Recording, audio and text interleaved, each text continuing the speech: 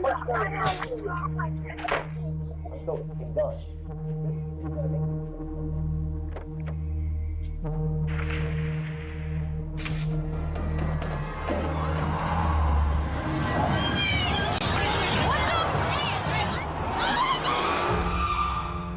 This man just committed mass murder and mercilessly ran over 50 innocent people in a single horrifying rampage.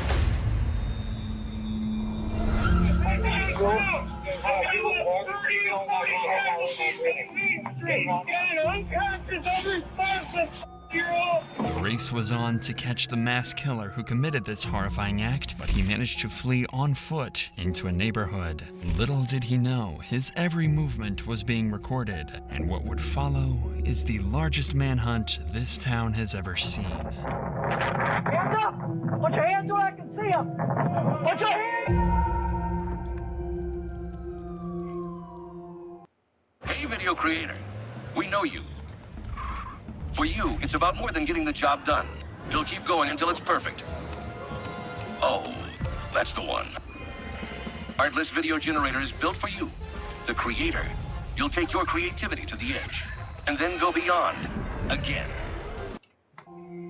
Darrell Brooks had been on the wrong side of the law since he was just 17 years old. He was clearly a troubled and disturbed individual, racking up charges of domestic abuse, reckless endangerment, and was even registered as a sex offender. But all of this seemed to culminate in 2021. On the grand return of the Waukesha Christmas Parade following the pandemic, Darrell Brooks decided to ruin the lives of countless people as he took his anger out on the Christmas parade in a blind moment of rage. From the hour of 4 p.m., neighbors reported a violent argument coming from Darrell's house. He and his girlfriend weren't on the best of terms and would occasionally explode into fiery rows such as this one. Often it'd be about their troubled relationship, and this one ended in physical violence toward his girlfriend and one of the most violent and senseless acts Wisconsin has ever seen. 30 minutes after the argument, Darrell exited his house and sped across the familiar roads towards the center of Waukesha, and at 4:39 he reached the main street before plowing through the barricades to the Christmas parade at 40 miles per hour. 5 seconds in, he claimed his first 4 victims, several members of the Dancing Grannies performance group. As he continued, he pressed on the accelerator, swerving to hit as many people as possible,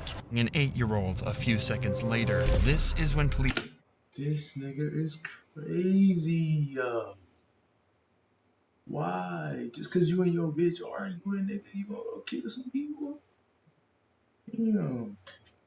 And bystanders began to react, trying to clear the roads, warn others of the attack, and attempt to stop Darrell from driving. Thankfully, this worked to some extent, and only one more person was killed 10 seconds later. After a total of 30 seconds of the murder spree, Darrell sped out of the parade route, leaving 62 people injured behind him. Once he was out of the other side of the parade, Darrell fled roughly half a mile from the parade before abandoning his SUV near a house on Elizabeth Street about 6 minutes later. From there, he fled on foot. He even tried knocking on someone's door and claiming he was homeless, asking them to call an Uber for him. He was given a jacket and a sandwich before fleeing when he noticed police searching the area. Not long after, he was captured by a security camera, which helped the cops approximate his route and track him down. It's hard to see, but if you look closely at the top of this road, you can spot Darrell trying to inconspicuously navigate his way around Waukesha to escape the police. But given the scale of this event, the cops were dedicating all their resources to finding him. Cops set up a perimeter around where his SUV was found abandoned. Nobody was allowed in or out, meaning that if Darrell was here, they'd find him soon. Eventually, a resident spotted him hiding out in the woods, and the cops were able to narrow their search efforts considerably. After 6 hours into the manhunt, the cops located him at a house in a residential area and moved in to apprehend him. This is the body cam footage of that intense arrest. 77. What's up? Hands up! Hands like... Whoa! Hands up! Hands up! Get on the ground! Get on the ground! Do it now! Hey! Take him one of the hospitals. Put it on your stomach! Robert, where are you on? Nigga talking about some what did he do like they ain't been searching for his ass all fucking day. Nigga, you know what the fuck you did, nigga? The fuck? You got something with your name on it, man? No. Okay, lads. Cooperate with us. Okay. Okay. I just use the microphone to call for a minute, that's all. Oh, okay. If everything turns out to be on the up and up, life will be good, and you'll be on your way, all right? Go ahead and take a seat for me, With Daryl in custody, the officers were able to begin questioning him, but quickly they were forced to stop due to the fact the FBI wanted to take over this case. I've asked a former detective to analyze this interview, and he was able to give a deep dive into every influential moment. Prior to the investigation, the detectives involved already knew just about everything. They knew he was driving, that he didn't own the car, and that he had found the car key inside his pocket. What makes this interrogation so interesting, though, is that Daryl doesn't even know what he's being brought in for. Police never told him he was suspected of the parade killings. From the cops' perspective, this almost 5-hour-long interrogation wasn't really to figure out if he did it, more so to see how Brooks would react. They wanted to see how much he'd lie, and if he'd felt any remorse for what he'd done. Oh, face that way. Face that way. Your shoulders. There you go. All right. All yours. Oh, you can drop your hands now, man. Thanks, appreciate it. Holy shit. How long you been out of work? See, when did I get locked up? Just a few months. Anything to do with the pandemic that's been hitting Yeah, you hard? that's the reason why, yeah. Yeah, I bet. It made me smooth off. I got stuff lined up, though, so. Yeah, like what? I'm probably going to go back. I was working at a sheet metal place, so I'm probably going to go back there. And do you stay at your, is it your mom? You talked about your mom. Is it her address you stay at now? She owns the house. She owns the house. She doesn't stay there anymore, but she owns the house. Okay. She has her own house she stays Yeah, I at. think we put your mom as emergency. The detectives have already found the first indication that Brooks is willing to lie. If you haven't noticed, the extreme shoulder pain Brooks complained about earlier has miraculously vanished just a few minutes into the interview. He was able to move his arm effortlessly as if the pain never existed, something that would later be used as evidence in court. And his tendency to lie will become even more obvious as the detectives continue to divert his attention. When you left Stephanie's, It was still daytime. it was still daytime? Yes. Okay. Were there still a lot of people out? It was still people out. Okay. It was still people out. Not a lot in that area, but it was a lot of people out. And it was, like I said, it was people. It was older couples walking down the street. It was younger people walking down the street. People Was like an event or something was going on? I don't know, but it kind of seemed like it was a lot, like it was something going on to where it was vibrant. How long was it between leaving Stephanie's and those cops yelling at you at the door of that guy's house? Was it dark when they yelled at you? Yeah, by the time they came, it was dark. Okay. But we had been sitting out there. For a minute, me and the guy. To find how long? Estimate? 20, 30 minutes maybe. We were sitting right there, just like this, just sitting on the porch. While I called me an Uber. I called the Uber. I said, look, man, I let him know. I said, look, I ain't trying to rob you or nothing like that, because when I knocked... Why is he doing this like he actually called the Uber? Nigga, you didn't call no fucking Uber. The fuck? On the door, he kind of was like, whoa. I'm like, look, I don't got no weapons. I'm not trying to break in your house. I'm not trying to rob you. Daryl has clearly thought a lot about this alibi since he's managing to deliver a lot of very specific details. However, the officers already have mountains of evidence against Daryl and don't believe a word he's saying. As the interrogation continues, Daryl continues to lie until the Strength training, now at a new level. Gym Monster 2 is an all-in-one design. the cops have had enough. Let me ask you this, Darrell. So you weren't out in Waukesha Saturday, just Sunday. Yes, sir. Right? You're a part in the investigation. There's a lot of parts, right? To any investigation, there's Investigation. people we talk. Well, this domestic abuse thing I'm telling you about, right? Okay. You talked about being a religious man. I can do better. God. I can We all definitely do could. better. We all could. I'm not. We all could. No, That's it's why. perfect. That's why. Yesterday was a mistake. I should have just freaking watched the game and just fucking went home. And that's the thing. What do they teach us in Christianity, Darrell? That they teach us that we're broken, right? We're sinners. You're a father. You got 3 children, 18, 14, and 7. Yes, sir. All right. You got a mama that raised you well, and a God you believe in. Absolutely. All right. And all of them are. Here's the thing they'll all want is to tell that you're telling the absolute whole truth and nothing but the truth, right? Absolutely.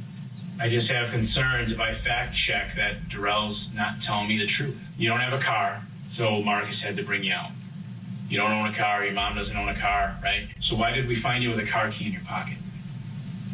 It wasn't in my pocket. I don't even know where they said that was laying on the ground. The car key in Daryl's pocket is a key part of this case, as it shows that Daryl does in fact drive, despite his statement to the officers. Knowing that he's quickly being backed into a corner, Daryl tries even harder to convince the officers of his innocence. But these officers had done their research, and were about to take a different angle that would hopefully guilt him into confession. It's yours. It's your car key. I'm trying to be as open and honest with you as I can be. And I'm not calling you a terrible man. I'm not saying you were out yesterday hunting, and just let me finish. But you did not walk to that house. You did not walk to that house. You did not come here in a tankia. You got a key in your pocket to a car, your mom's name. For the love of God, Marcus. For yourself, for your family, you know what happened yesterday. For the people, tell me what happened. Well, what? With the car. What am I being with your mom's car? You're driving goofy, people called you in, you drove out of there in your mom's car, the red car, you're driving a little silly, probably because you're pissed. You met up with Erica in the car at the park. She got in, you talked, and what you're telling me seems pretty consistent, that there was nothing physical. I didn't put my hands on her, nothing. But you met her in the car. Tim, what's going on, man? Asking you a question. Just be. You were out there driving kind of crazy. Some man. people said you were driving kind of crazy. Daryl is heavily on the back foot now, and has very little room to wiggle out of this one. Eventually, the pressure from the detectives would cause him to cave and admit that he was driving at the time, now choosing to change tactics and try to garner sympathy from the detectives, deflecting blame onto his girlfriend and an apparent alcohol problem. Erica, she's a sweetheart until she gets that alcohol. The alcohol's the problem. Then you all type of jazz and I have somebody touch you and I'm gonna keep my daughter away from you, and even my mom doesn't even like her around when she's drinking. I've never been with anyone that is as bad as what you're saying right there, but I think he can attest to it. We've all Man probably look like he didn't do it with some chicks, man. We know. So Darrell, what were you thinking when you went driving through this parade? What am I facing? I don't have no problem talking with you guys. You got people injured that had to go to the hospital.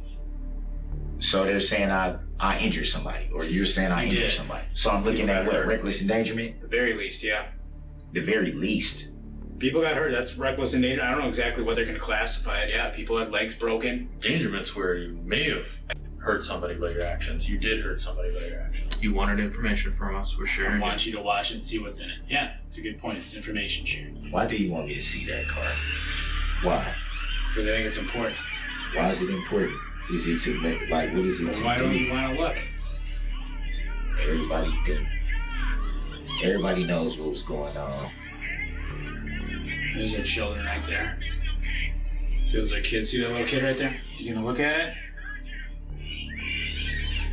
Too hurt. You're too hurt? Yeah. Emotionally? Don't get that hurt, please. Don't do that? Don't do this, please. How the fuck you gonna commit that awful ass crime and then want somebody to feel sorry for your punk ass, man? You ready to go in jail and get fucked, nigga.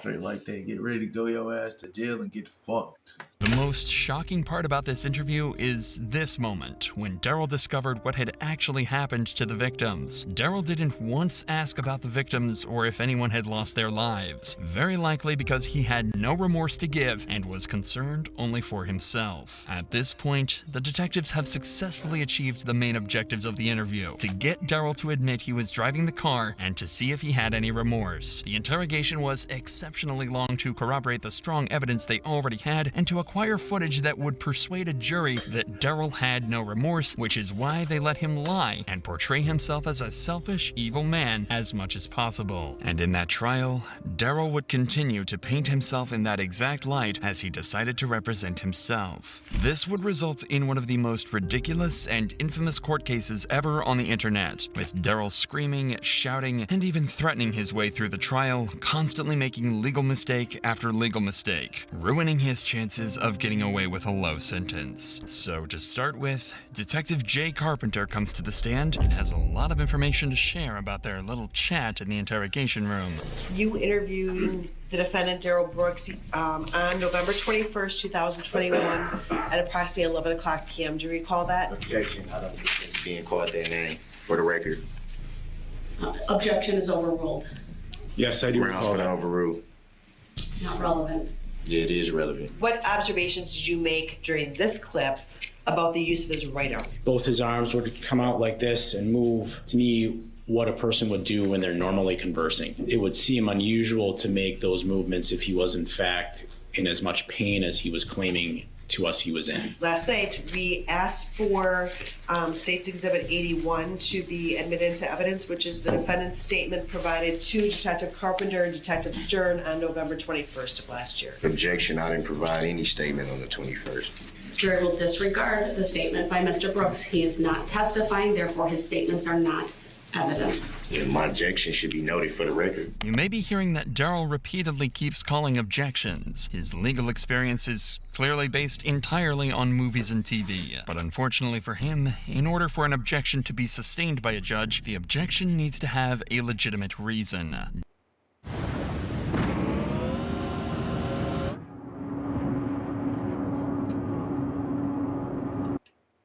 Daryl is unable to object for a legitimate reason, and as such, almost all of his objections are overruled by the judge, meaning the prosecution is able to continue. I believe that these photographs are designed to make a suggestion to the jury that Erica Patterson is a bad mom.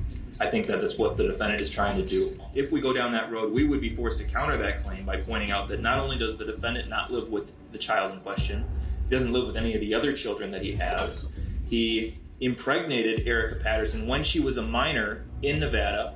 And for doing so, he was convicted of statutory sexual seduction, pled guilty in March of 2007 to that felony offense, and is a sex... So this nigga's a mass murderer and a sex offender? And you might as well say a predator at that. What the fuck? Oh my God. Offender on the registry as a result. So if there's any causation that would lead to Erica Patterson being a bad mom, Mr. Brooks has a direct role in that causation. And that's furthermore, I object to that. I'm not because that's a lie. Let him at the end of the day, if we gonna open the door on that, no, since he want to make a record and not be accurate, so let's be accurate all on the record since you think you know so much. Once so again, we can Mr. open the Brooks door is on. being We can loud, open the door on how old she told me she was. interrupting. We can ask that question He is too. Then over the top animated Do you right know now. that? Mr. Brooks, I'm ordering you to sit down and to let the state finish. No, I'm not going to sit here and let somebody be inaccurate on the record and lie on the record. Right. This is how a huge amount of this trial played out. The prosecution would make a point, and Daryl would get extremely animated and try to deny it with nothing but anger and false truths. In this example, the prosecution mentioned Daryl's sex offender registry, to which he responded by saying that she told him she was 18, as if that excused him of all wrongdoing. But the most shocking and unprecedented moment of the trial was when the judge had to stop all court proceedings, but she felt genuinely scared of him. So as long as the jury's out, we should probably discuss that.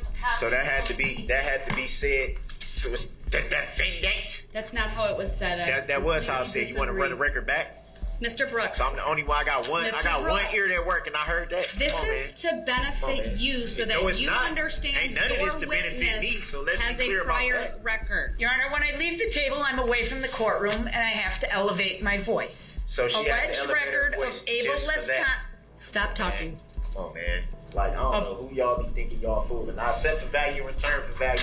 This document. One more interruption and you're going to be removed to the next courtroom. That's what you want to do anyway. So can Your you Honor, I believe he has 7 prior criminal convictions, an OWI 4th from 2003, criminal trespass to dwelling from 2006. Right, I need to take a break. This man right now is having a stare down with me. It's very disrespectful. He pounded his fist, frankly. The judge put up with an awful lot in this trial and gave Daryl a huge amount of leeway in order to keep everything as fair as possible. But even with all that in mind, he still managed to completely botch his legal defense even when he was acting calm and polite. Take this for example, where he argued he wasn't being given a fair trial because he wasn't allowed to confront the state of Wisconsin itself. Not if I'm not allowed to face my accuser, Your Honor. My accuser in this matter would be the state of Wisconsin. With all Sir, due I believe your respect, Sixth Amendment rights in that regard have been complied with. I'm requesting a written judicial finding of fact and conclusion of law on this issue. For the grounds that I just stated, I'm not being awarded the chance to face my accuser, which I should be awarded that. By technicality, Daryl is correct. The Sixth Amendment does grant him the right to confront the person or persons accusing him of the crime, in this case, that being the state of Wisconsin. But what he's asking is a physical impossibility. The state of Wisconsin is not a person nor a witness. In this case, he is being allowed to confront any witness of the crime that's involved in the trial, so his rights are all being met. He's simply grasping at straws by seemingly trying to challenge the U.S. judicial system as a whole. And Daryl's misunderstanding of the legal system was made even more clear when it came to his closing arguments. If he had chosen a lawyer to defend him, maybe he could have gotten away with slightly less charges or a lighter sentence, but instead, he gave this travesty of a statement. Good afternoon. It's been a long day. First off, I'd just like to start by letting you guys know that it's a lot of information that you guys should be privy to, I believe. You and you alone have the power. You and you alone decide what is truth and what isn't true. You should be informed that you have the power to nullify any law that you don't agree with. Daryl is not entirely correct here. Yes, the jury can nullify laws. However, this is only done when the law that has been broken is extremely strange and the person is 100% guilty beyond a reasonable doubt. For example, Alaska has a law that states it's illegal to whisper in someone's ear while they're moose hunting. If a case like this found its way to trial, the jury could nullify that law. Daryl Brooks gave his closing statement for 50 minutes without saying very much other than attempts to debunk the evidence and acquit himself of his crimes. However, there was one point that stuck out from his closing statement that shows just how evil he truly is. It's hard to keep everything together emotionally. And honestly, I don't believe that I have any more tears left. It's been a hard year for the families, mostly. That opens the door to talk about forgiveness for a little bit. With every healing process, there comes a forgiving process. It's not an easy thing for anyone. Daryl is trying to deflect the jury onto it being a tough year for victims as well as anyone who was present at the parade. But in reality, it was his crime that made this year the toughest for the victims. The jury deliberated for less than a day, and they came back with a verdict that he was guilty on all 76 counts. Daryl was ready to be sentenced. Damn. But not before the judge spoke to him directly first. Frankly, Mr. Brooks, no one is safe from you. This community can only be safe if you are behind bars for the rest of your life. The community is not safe from your violent and criminal conduct unless you are in custody. You left a path of destruction, chaos, death, injury, confusion, and panicked as you drove 7 or so blocks through the Christmas parade, never once stopping or seemingly caring about the wake of carnage that you left. 4 of those blocks were turned into a scene that frankly is no different than a war zone. This court is imposing a life sentence without the possibility or eligibility for extended supervision. 1 life sentence for Virginia Sorensen. 1 life sentence for Leanna Owen. 1 life sentence for Tamara Durand. 1 life sentence for Jane Kulik. 1 life sentence for Bill Huspel. And 1 life sentence for Jackson Sparks. Daryl Brooks was sentenced to 6 consecutive life sentences in prison without the possibility of parole, meaning that Daryl Brooks will spend the rest of his life behind bars. What if you can create your own website by saying, this is what I want? With Wix, you can. He's stupid as Is fuck. it going? He's so stupid.